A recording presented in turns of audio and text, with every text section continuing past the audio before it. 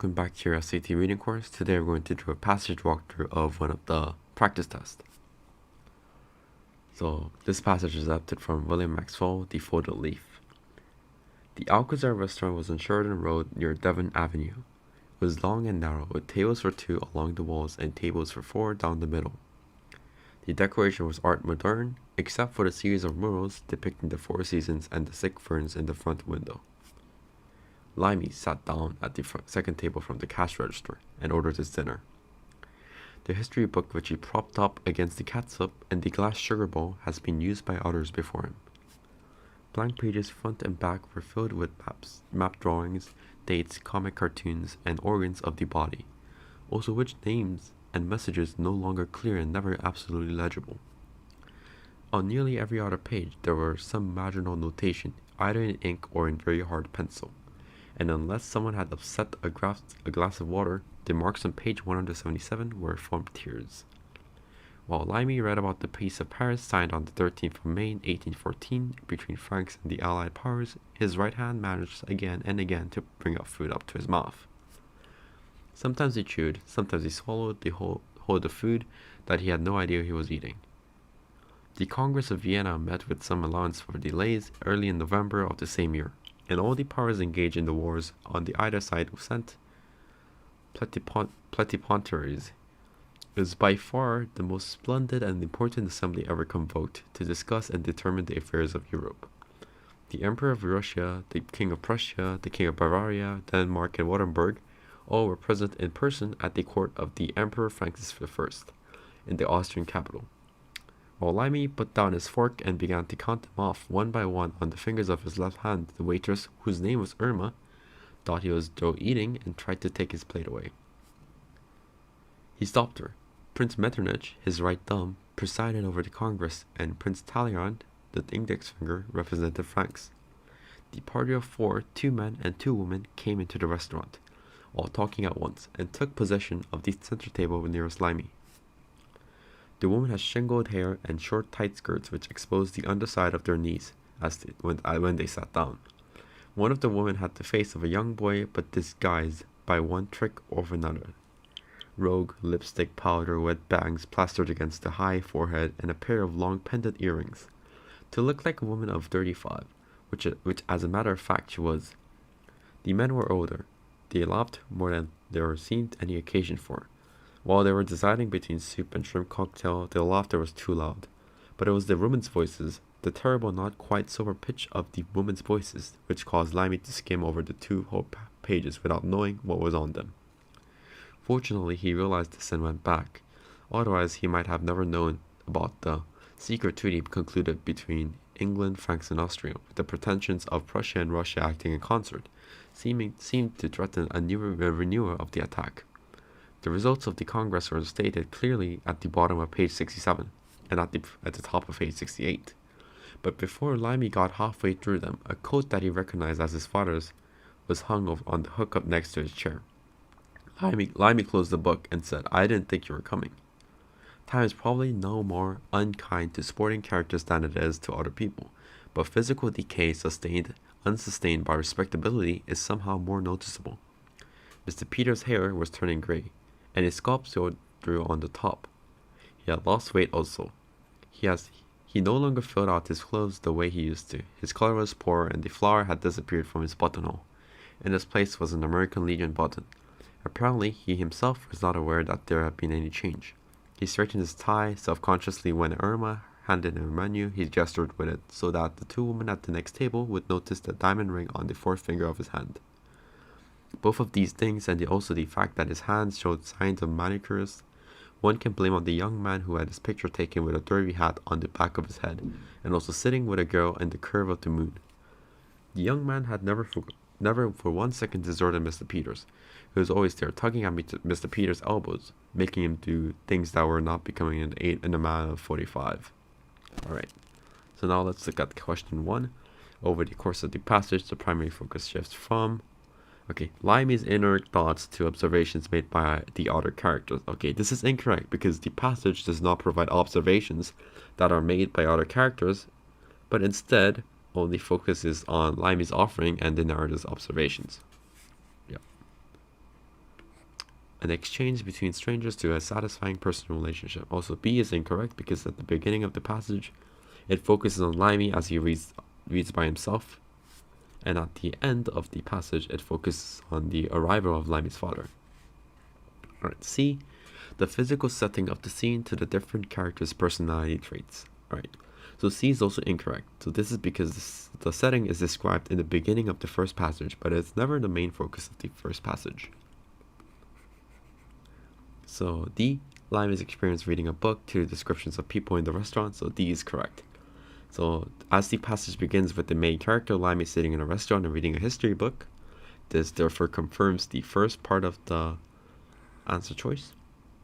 And also, in the third paragraph, we see that the focus of the passage shifts to a description and discussions of others in the restaurant. As you can see, I think in line 42, yep, a party of 4, 2 men and 2 women came into the restaurant. Yep, so it shifts focus to the people, the descriptions of people in the restaurant. So D is correct. Okay, let's move on to 2. The main purpose of the first paragraph is to A, introduce the passage's main character by showing his nightly habits. Alright, so now A is incorrect because rather than establishing what Limey does every night, the first passage describes what Limey is doing in one night. So let's eliminate A. Let's look at B. Okay, B, indicate the date the passages take place by presenting period details. Alright, so B is incorrect because nothing in the first paragraph indicates when the passage takes place. So B is incorrect. Let's look at C. Convey the passage's setting by describing a place and an object. Yeah, okay, C is the best answer here. I know this before without having to read D. This is because the main purpose of the first passage is to establish the passage's setting by describing a place and an object. So the place is Alcazar restaurant, which is described as being long and narrow, and also it was decorated with art moderne, murals and plants. Alright, and the object that Limey is reading is a history book. So the place and the object. Yeah. Alright, let's move on to question 3. It can be reasonably inferred that Irma, the waitress, thinks Limey is through eating, line 37, because A, he has begun reading his book. Okay, let's move on to line 37 here. Okay. Whose name was Irma, thought he was through eating and tried to take his plate away. He stopped her. Prince Metternich, his right thumb, presided over the Congress, and the Prince Talleyrand, their index finger represented France. Okay. So, choice C is the best answer here. He is no longer holding his fork. So this is because, as you can see, the passage states that when Limey put down his fork and began to count the waitresses, whose name was Irma, which can be seen before the lines, it can be reasonably assumed that Irma thinks Limey is finishing his food because he's no longer holding his fork. So the answer is C. Okay, question 4. Limey's primary impression of the party of 4, line 42, is that they are A, noisy and distracting, B, are a refreshing change from the other customers, C, resemble the characters from his history book, D, represent glamour and youth. Alright, so this is really obvious, so the correct answer is A, noisy and distracting. So this can be seen in line 52. The men were ordered a lot more than there seemed any occasion for, while they are deciding between soup and shrimp cocktail, and their laughter was too loud. But it was a woman's voices, that terrible, not quite sober pitch of the woman's voices, which caused Limey to skim over 2 passages. Yeah. So A is the correct answer. Alright, let's look at B. B, C, D, they're all incorrect. Yep. Okay. Which choice provides the best evidence for the answer to the previous question? Line 45 to 47. 45 to 47. Nope, this doesn't talk about the woman's voices or the men's loudness. Okay, let's look at line 55 to 59. Yeah, so this was the line that I highlighted and underlined. So basically, this is the correct answer. Alright, question 6. The narrator indicates that Limey finally closes the history book because A, his father has joined him at the table. Yep. So A is correct. So this is because in the passage when Limey closes his book, only after a coat that he recognized as his father was hung on the hook next to his chair. Thus, it is Limey's father's arrival, that causes him to close the book. Yeah, so B is incorrect. So, okay, let's move on to line 67 to 70. As you can see here, a coat he recognized as his father was hung on the hook next to his chair. Limey closed the book and said, "I didn't think you were coming." So here.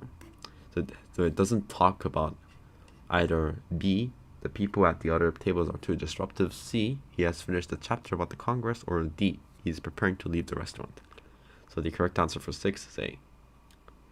7. The primary impression created by the narrator's description of Mr. Peters in line 74 to 79 is that he is healthy and fit. Nope, there's no indication that he's healthy and fit. Angry and menacing, nope. Nervous and hesitant, nope. Aging and shriveled. Yeah. So let's look back at line 74 to 79.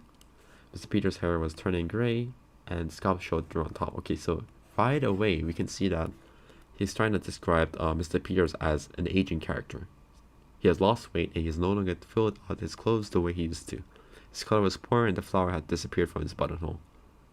Yeah.